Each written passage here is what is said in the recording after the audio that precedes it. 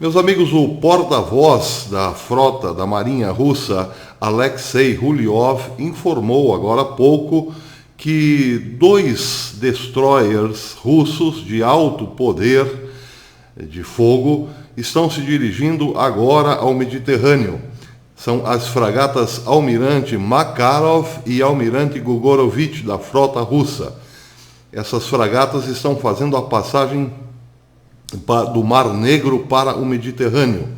Os navios partiram do porto russo de Sebastopol em 28 de fevereiro, portanto hoje, atravessaram o Estreito de Bósforo. O capitão do 2º escalão da Marinha Russa especificou que ambas as fragatas se juntarão ao grupo permanente da Marinha Russa no Mediterrâneo. O almirante patrulha Makarov, projetado pelo estaleiro russo Yantar, é uma fragata polivalente que possui armas antissubmarinas e antinavios, armamento antinavios eficazes, diz a matéria, além de um sistema de mísseis antiaéreos capazes de repelir ataques por ar. O navio faz parte do projeto intitulado 1135.6 ou 1135.6, como queiram. O navio principal desse projeto é o Almirante Gogorovich, que pode navegar autonomamente por até 30 dias. Ambos os navios podem atingir uma velocidade de até 30 nós, em torno de 55 km por hora, e ter um deslocamento de até 4.000 toneladas. A principal arma dessas fragatas é o sistema calibre N, que possui mísseis subsônicos calibre 3M54E1. Para os entendedores, deve ser algo poderoso, capazes de realizar ataques de alta precisão contra alvos navais localizados a uma distância de até 400 quilômetros e alvos terrestres até 2.000 quilômetros. As fragatas também estão equipadas com o sistema de defesa antiaéreo Steel e o sistema de artilharia A190 de 100 milímetros, capaz de atingir um alvo a 21 quilômetros de distância. O navio Almirante Makarov e Almirante Gogorovich, diz a matéria, bem como o Almirante Essen, outro navio do projeto 1135.6, participaram repetidamente de operações antiterroristas russas na Síria. Bem, o que está claro aí que é uma forma de pressão à Turquia. A OTAN, até o momento deste vídeo, ainda não se manifestou oficialmente em relação a essas 2 fragatas ou destroyers, como queiram. Mas o fato é que a Rússia está do lado da Síria nesta crescente escalada bélica entre Turquia e Síria. Acontece que a Turquia faz parte da OTAN e está, portanto, protegida por um acordo de ajuda mútua dos países pertencentes ao Tratado do Atlântico Norte. Cada país pertencente à OTAN é considerado, sim, uma parte do todo, ou seja, um ataque a um país da OTAN é um ataque a toda a OTAN. Portanto, a situação pode complicar e muito se essas fragatas no Mediterrâneo tiverem como alvos, evidentemente, a Turquia, Ankara principalmente. O fato é que o clima está quente por lá, mas pode ser apenas uma cortina de fumaça nesse momento.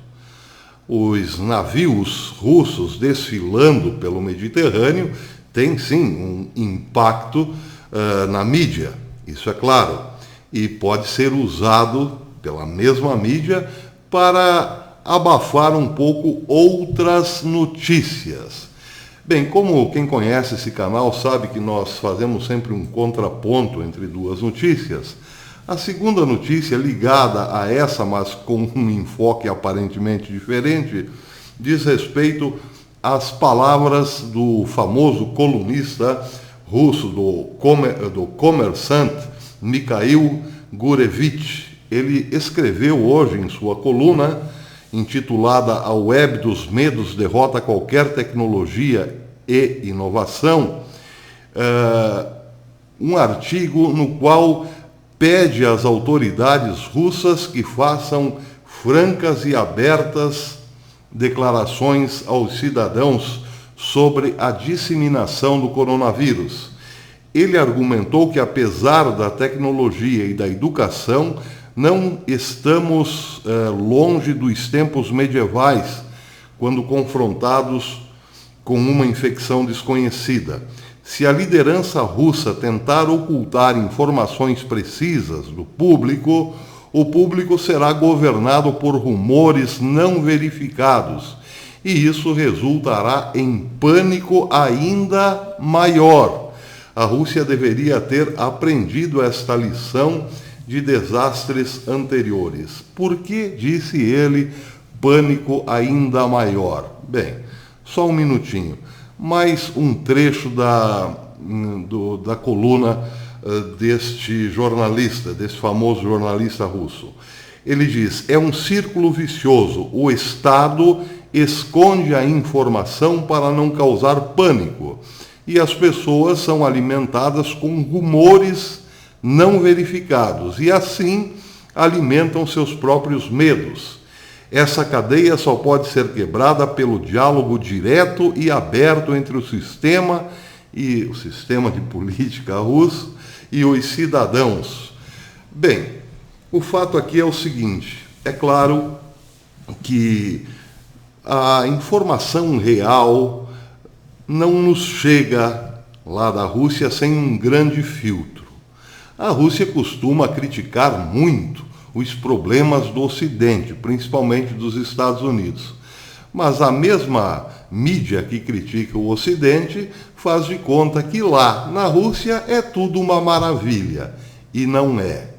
O sistema de filtro ou de classificação e desclassificação de notícias lá é tão poderoso hoje quanto foi no passado recente.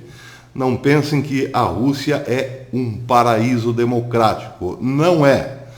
O fato é o seguinte: o que a Rússia tem escondido do público é exatamente o que se suspeita.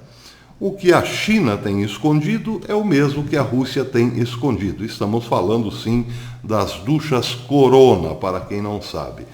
O fato é que Vladimir Putin, que está no poder desde o longínquo 2000, vem enfrentando nos últimos meses, nos últimos 12 meses, ou ano e meio, uma forte oposição interna, coisa que não se ouvia falar, muito rara. Os russos normalmente sabem que lá a dissolução de manifestações públicas é violenta, mas de uns tempos para cá os protestos têm aumentado e muito.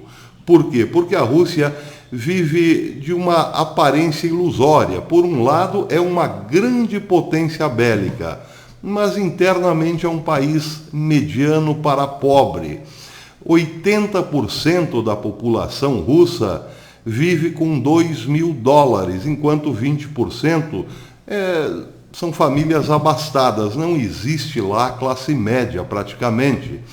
Em Moscou, a coisa é ainda muito mais complicada. 90% da população de Moscou vive com $2.000 no máximo, esse é o teto, e um percentual bem pequeno vive nababescamente, ou seja, os 5 maiores magnatas da Europa são de Moscou. Portanto, há um abismo entre muito ricos e o resto da população. Isso quer dizer que a Rússia, embora pareça ser uma potência militar tem um sistema de saúde precário.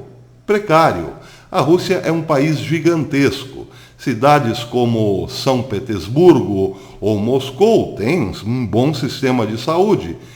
Isso é verdade.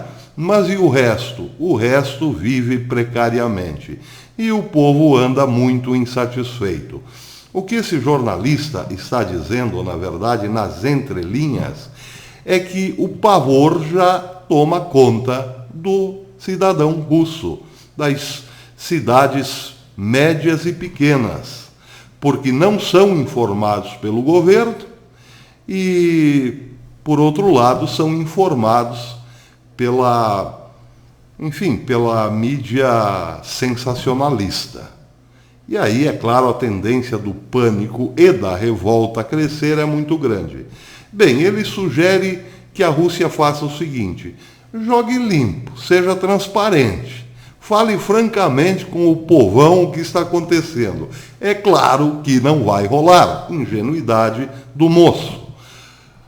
Por outro lado, se o governo russo não abrir a caixa preta da realidade atual, lá de como eles estão enfrentando as duchas corona, se não fizer isso e não fará, terá de arrumar uma outra forma de desviar a atenção do grande público para esse problema advindo da China. Bem, a opção parece que está clara. É melhor criar uma grande cortina de fumaça, de preferência lá no Oriente Médio, que coloque a Rússia numa possibilidade quase que inevitável de um conflito militar com a Turquia. Parece que nessa história todo mundo está ganhando, menos o povo, para variar, e menos ainda os curdos, como disse num vídeo anterior. Seja como for, duas fragatas poderosas russas estão caminhando, quer dizer, navegando agora para o Mediterrâneo. Até depois.